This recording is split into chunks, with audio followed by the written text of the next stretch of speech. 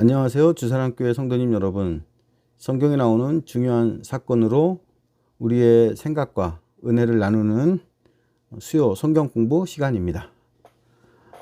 지난주 창세기 3장의 선악과 사건에 이어서 이번 주에는 창세기 4장에 나오는 가인과 아벨 사건을 함께 알아보도록 하겠습니다. 그런데 이 사건에는 중요한 내용이 많이 있어서 3번 정도에 나누어서 한번 생각해 보려고 해요. 창세기 4장 1절을 함께 읽어보죠. 아담이 그의 아내 하와와 동침하매 하와가 임신하여 가인을 낳고 이르되 내가 여호와로 말미암아 등남하였다 하니라. 에덴 밖으로 쫓겨났던 아담과 하와는 첫 아들을 낳습니다. 첫 아들의 이름을 붙인 것은 아버지 아담이 아니라 어머니 하와였어요. 하와가 낳은 첫 아들 가인은 그들에게 약속이면서 아주 중요한 희망이었습니다. 하와는 하나님에게 임신하는 고통과 해산의 수고를 그 벌로 받았지만 이것보다 훨씬 더 큰 약속과 희망이 있었습니다. 하나님께서 여자가 낳은 후손이 뱀의 머리를 상하게 할 것이라고 말씀하셨기 때문이죠. 하와는 임신 중에 무슨 생각을 했을까요? 하나님께서 약속대로 나에게 후손을 주시는구나. 내 뱃속에 있는 아이가 태어나서 건강하고 훌륭하게 자라서 뱀의 머리를 밟고 원수를 갚게 되겠지. 어쩌면 아이가 뱀의 머리를 밟게 되면 우리가 에덴으로 돌아갈 수 있을 거야. 이런 기대를 했을 거예요. 그리고 아이가 태어났습니다. 인류의 첫 출산이죠. 태어난 아기를 보고 엄마 하와가 감격해서 말했습니다. 내가 여호와로 말미암아 등남 아들을 얻었다. 좀 쉬운 말로 해석하면 내가 여호와께서 도와주셔서 아들을 선물 받았다입니다.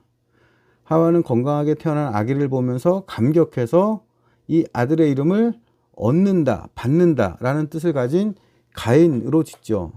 가인은 아담과 하와가 기대와 감격 속에서 받은 하나님의 선물이었습니다. 그리고 얼마의 시간이 지난 후에 둘째 아들을 낳지요. 창세기 4장 2절입니다. 그가 또 가인의 아우 아벨을 낳았는데 아벨은 양치는 자였고 가인은 농사하는 자였더라. 그런데 이 두 번째 아이를 낳을 때는 아무 설명이 없어요. 이 아이를 아담과 하와의 아들이 아니라 가인의 아우라고 부릅니다. 그리고 두 번째 아이에게 아벨이라는 이름을 붙여주죠. 아벨은 안개, 연기, 약하다, 허무하다 이런 뜻을 가지고 있는 단어입니다. 전도서에 나오는 유명한 구절인 헛되고 헛되고 헛되니 모든 것이 헛되도다. 여기서 헛되다로 번역된 단어가 바로 아벨이죠. 아담과 하와는 왜 둘째 아들에게 약하다, 헛되다 이런 뜻을 가진 아벨이라는 이름을 지어줬을까요? 아마도 둘째 아들 아벨이 첫째 가인보다 작고 약했던 것 같아요. 아담과 하와에게는 첫 아들 가인이 기준이 되었을 겁니다.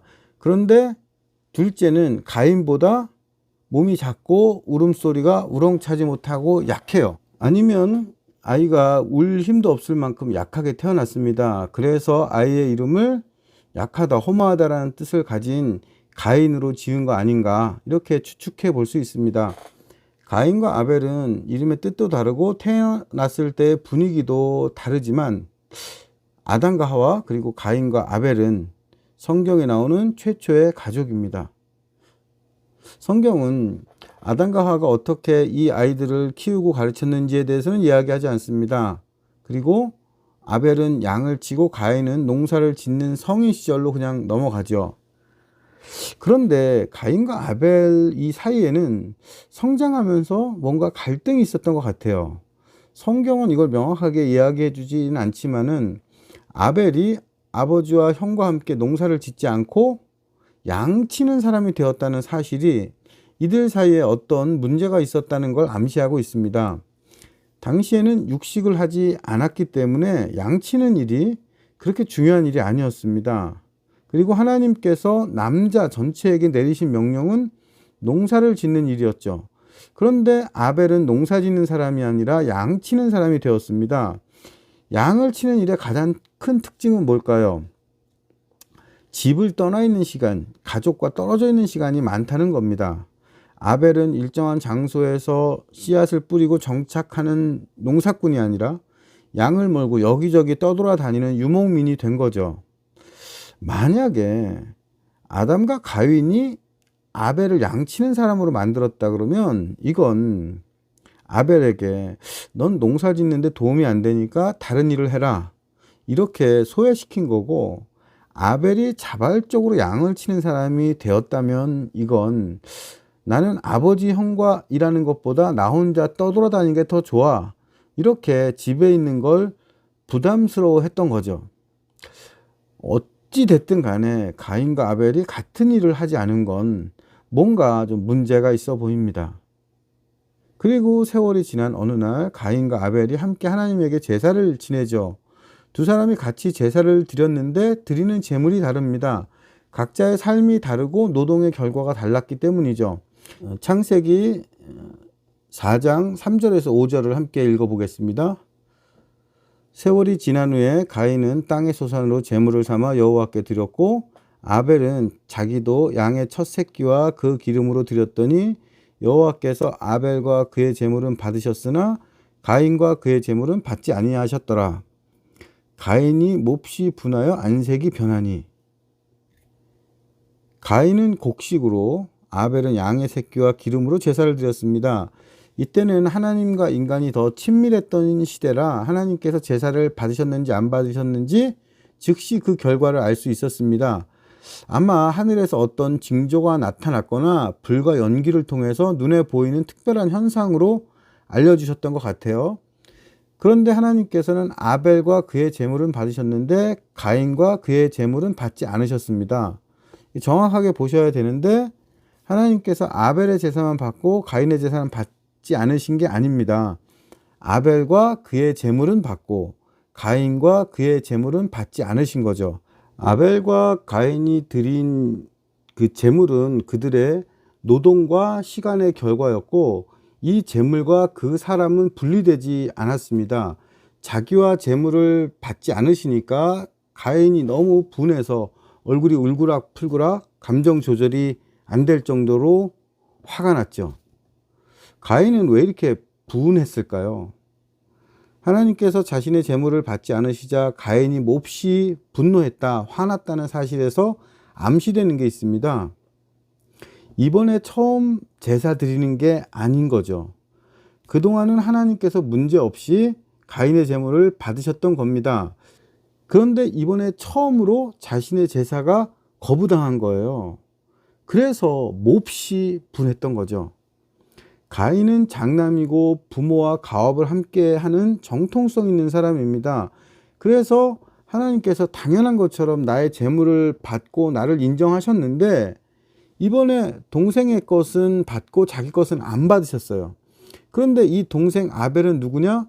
태어날 때부터 나보다 못한 아이였습니다. 가업을 어떤 이유에서인지 잊지 못했고 집에 있지 못하고 떠돌아다니는 양치기예요. 그런데 하나님께서는 그런 동생의 제물은 받고 나의 제물은 안 받으신 겁니다. 그런 동생의 삶은 인정해 주시고 내 삶은 인정해 주시지 않은 거예요. 가인은 이 상황을 도저히 받아들일 수 없는 거죠. 견딜 수 없이 분하고 화가 침울해서 참을 수가 없습니다. 여기서 제물은 우리가 생각하는 무슨 헌금, 종교적인 의미의 이런 한정된 뜻이 아니라 내 땀과 노력이 담긴 삶의 결과물이라고 이해하실 수 있을 겁니다. 이걸 거부당하니까 가인은 견딜 수가 없었던 거죠. 인간은 결국 자신의 시간과 노력으로 평가받게 되죠. 그리고 이것이 거부당하고 그 삶을 다른 사람과 비교했을 때, 그리고 그 비교한 후에 그 결과가 내 것이 모자라다고 판정이 되었을 때 그 분노를 견딜 수 없게 됩니다. 이렇게 분노로 감정을 주체 못하는 가인에게 하나님께서 물어보시죠. 창세기 4장 6절입니다. 여호와께서 가인에게 이르시되 내가 분하여 함이 어찌 됨이며 안색이 변함은 어찌 됨이냐. 하나님께서 가인에게 내가 왜 화를 내느냐, 왜 안색이 변하느냐 물어보십니다. 그런데 여기에 대해서 가인이 뭐라고 대답을 했는지는 기록되어 있지 않아요. 이번 주에 우리가 가인이 되어서 자신의 제사가 거부당했을 때 가인이 어떤 마음이었을지 가인의 분노에 대해서 함께 생각해 봤으면 합니다.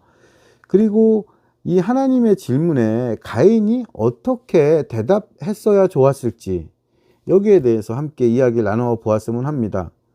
그리고 이 가인이 받은 질문은 오늘 우리에게도 굉장히 중요한 질문이에요. 이 질문을 스스로에게 적용해서 나는 왜 화를 낼까? 내 안색이 변할 때는 언제일까? 여기에도 한번 답을 해보고 서로 이야기를 나누는 시간을 가져보면 좋겠습니다.